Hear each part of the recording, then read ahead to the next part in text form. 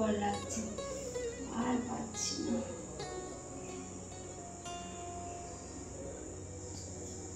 ও মা, তুমি এসে গেছো? দাঁড়াও, আমি তোমার জন্য অল্প শরবত নিয়ে আসি।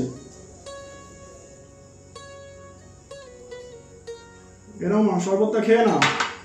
এই গরমে আমাকে বাঁচালি। ঠিক আছে ঠিক আছে, তুমি খেয়ে নাও। কি রে, তুই কখন এলি? এই তো কিছুক্ষণ আগে এলাম। তুই এটা খাস না, খবরদার। আমার ছেলে প্রথমবার শরবত বানিয়েছে, আমি খাবো না। আরে তোর ছেলেই তো বিষ মিশিয়েছে। তুই এটা কি বলছিস? আমার ছেলেটা করতেই পারে না। না রে দিদি, আমি সত্যি কথা বলছি, বিশ্বাস কর আমায়। তুই এখান থেকে যা, আমি দেখছি। বোন তো না ক্ষতি চাইবে না, বোন তাহলে আমার এই কথাটা কেন বলে গেল? ছেলেকে একবার পরীক্ষা করে তাহলে দেখি, একটু ঢেলে রাখি।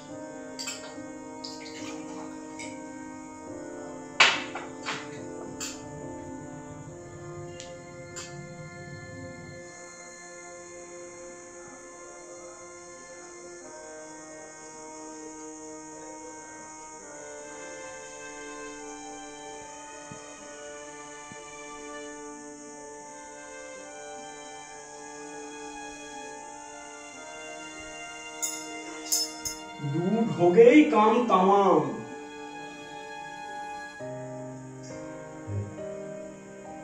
হ্যালো, শুনছো?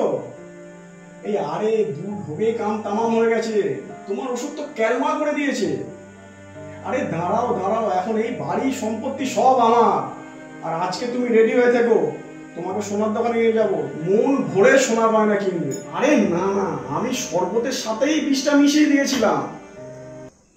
একটা মেয়ের জন্য নিজের মায়ের সাথে এরকম করতে পারিনি।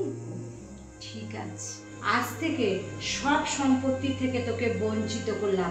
আমার যত গয়না গাটি টাকা পয়সা যা আছে সব আমি অনাথ আশ্রমে দিয়ে দেবো। তুই ঘর থেকে বেরিয়ে যা। না মা, এরকম তুমি করতে পারো না। না মা, আমার ভুল হয়ে গেছে মা, আমাকে তুমি ক্ষমা করে দাও মা, আমাকে ক্ষমা করে দাও।